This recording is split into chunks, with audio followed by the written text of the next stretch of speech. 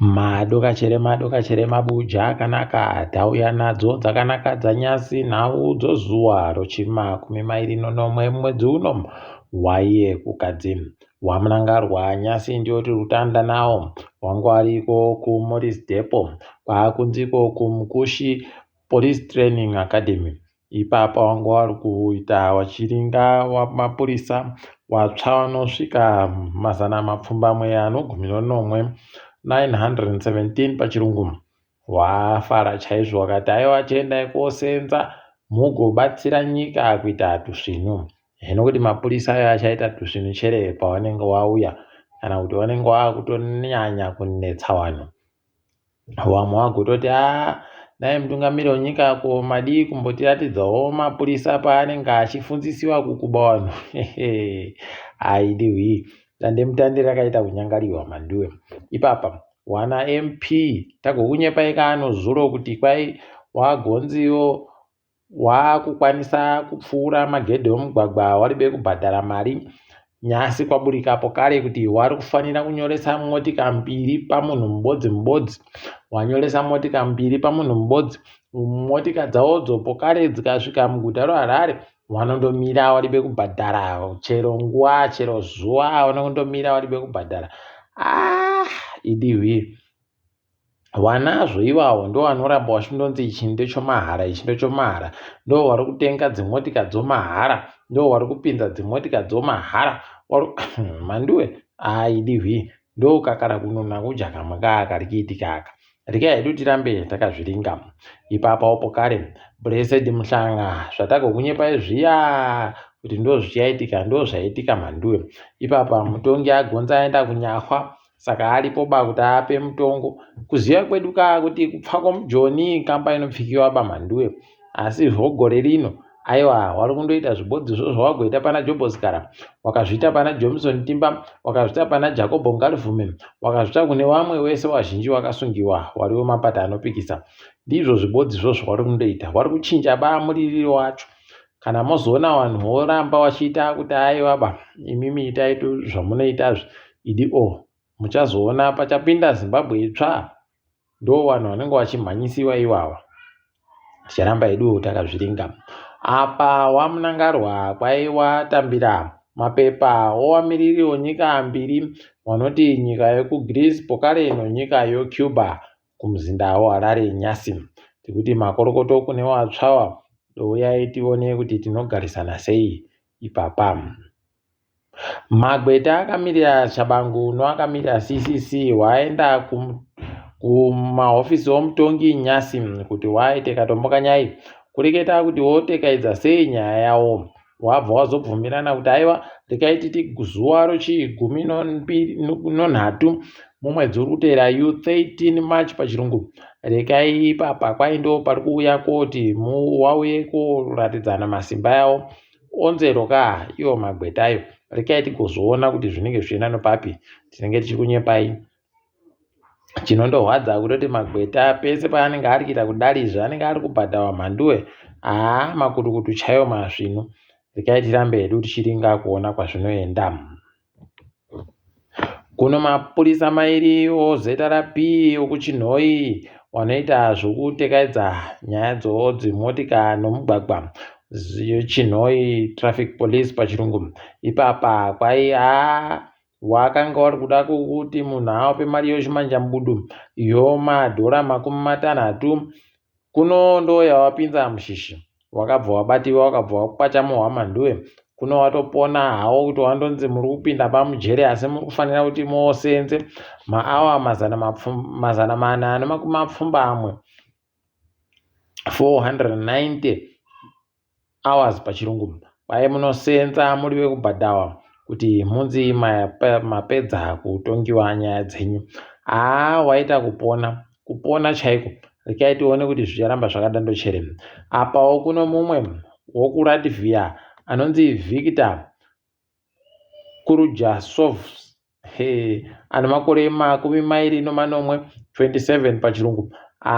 Kwai apuwa makore 15 ogara mujere nekuti akabatiwa chinodhaka heroin chiri makirogiramu 7 magiramu 300, 8.3 kgs pachirungu. Akabatiwa panhandare iyo ndegeyo muHarare. Haangaita kushinga chaiko. Kushinga kuno romuZimbabwe rinohwadza jeri, achazozvionera hache. Ipapawo pokare World Bank yagototanda pokare kuda kuunza nyaya dzoisapo mhanduwe. Kwai Zimbabwe inokona kuti ipedze kubhadhara mari dzechikwereti dzainadzo dzinosvika mabhirioni 20 kana wakakona kureka kuita zvimwe zvinhu pokare nokuchinja masenzero nomaitiro yawo. Tinokangamwa zvakaitika zvoesapu zvogore 1990 zviya. Pachiri pechisvino baba, rekai tione kuti vanenge vachimboita sei. Ipapa tinenge tichikunyepai kuti wakuru wenyika wari kuzvida chere zvoesapuzvo. Chinonyanya kuhwadza kutoti zvicheriwa zvedu zvomunyika mari dzacho dzinoboeka kuti dziri kuendepi, dziri kupinda muhomwe dzowashoma. Asi dai wakuona kuti maridzo dzikone kuboeka, aiwa tinozvibhadhara zvikwereti zvitigogara tiribe kana chikwereti kana chibodzi pokare zvikatotekaira zvizvino. Rekai tione hedu kuti zvinoenda nopapi. Nyasi kwaburika Grace Mugabe ariko kuNamibia kumusha waSam Nujoma achienda kopurura mhuri yaSam Nujoma yo kubva kupfa kwaaita. Aiwa idihwi. Rekai hedu tirambe takaringa ipapo. Apawo kambani yondege yekuAmerica hayo United Airlines yatotukiwa nevazhinji vekuZimbabwe nonyaya yaita yokuti inosiya shuwa ichinyorera munhu tikiti rayo kwakunyora kuti ari kuenda kuBulawayo kuRhodesia. Mhanduwe vanhu vanoita kujairira. Unosaya kuti zvino chokuita nokupinda kwaTrump pakutonga chere kana kuti zvii zvinenge zvichiitika. Rekai hedu tirambe tichizviringa asi zvisvinoba izvi zvisvinoba. Apawo kanzuro yeguta reHarare kwaipapa iri kutofunga kuti ikwerete mari inoda kusvika mamirioni 5 chaiwo. Idihwi. Kwai watoda kuti wagotenge matirakita, wagotenge dzimotika, pokare neimwe yekuisa magetsi anobvenekera nzvimbo dzese, matower lights pachirungu. Mhanduwe, rekai hedu tirambe takaringa asi zvikaizvi dai vanhu wakona kumira nonzwi ribodzi wazviramba kuzvirambitsa chaiko nokuti kana iwa wachiri kutambira makutukuta wari kutambira aya mhanduwe, mari yese inenge ichindopera kundopedziwa mahara. Rekai hedu tirambe takaringa. Nozuro nanyasi kuno mari dziri kuramba dzinotendera mhanduwe. Scotland ndiyo yatiri kutanda nayo. Kwai Nozuro yagoita zvokuti iri kuratidza kuti isusu taakutamba nombasha dzawo dzakadari. Kana tiri paumba pedu totamba nombasha idzi, kana tichiita urendo totambawo nombasha idzi. Ipapo kwai wadandu wakabva watengesa imwe mbasha yawo kukambani yeIMC Communications. Maiziwa iyoyo kwai yagoti aiwa totenga zviuru 250,000 250,000 pachirungu. Apa ndiyo kambani ibodzi iri kuwapa milioni rokuti kwai tiri kubatsirai kuti muite tusvino. Hwendo huno rekai tirambe takaringa. Inenge ichiwachiwa mhanduwe kuwachiwa kusvino.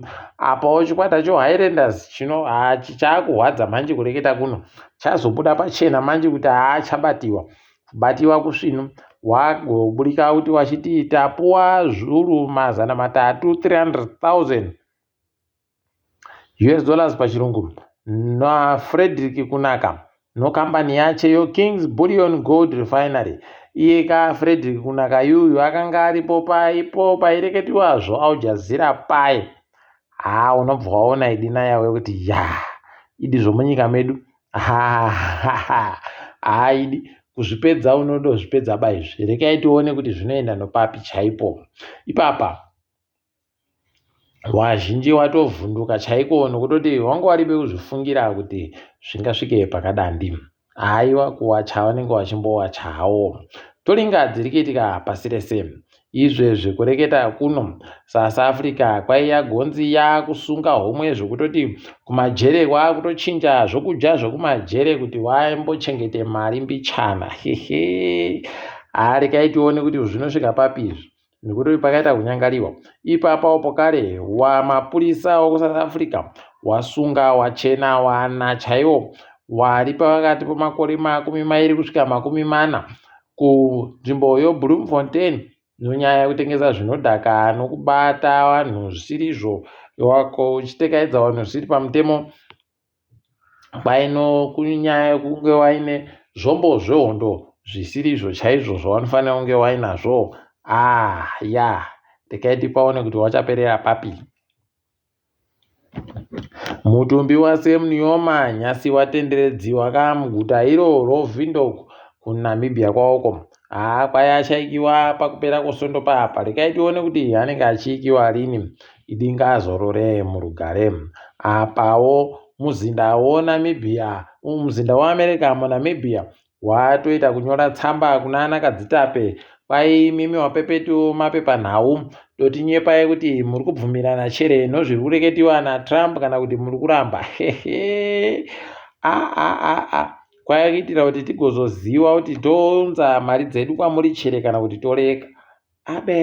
Mhandiwe pakaita kunyangariwa apo. Rekai tione kuti zvinoperera papi. Tati taziva kuti ana mupepetiwo neanakadzitapewo wari kupindura kuti kudini. Kana paita atinyepa tinenge tichikunyepai kuti wapindurana kuti kudini.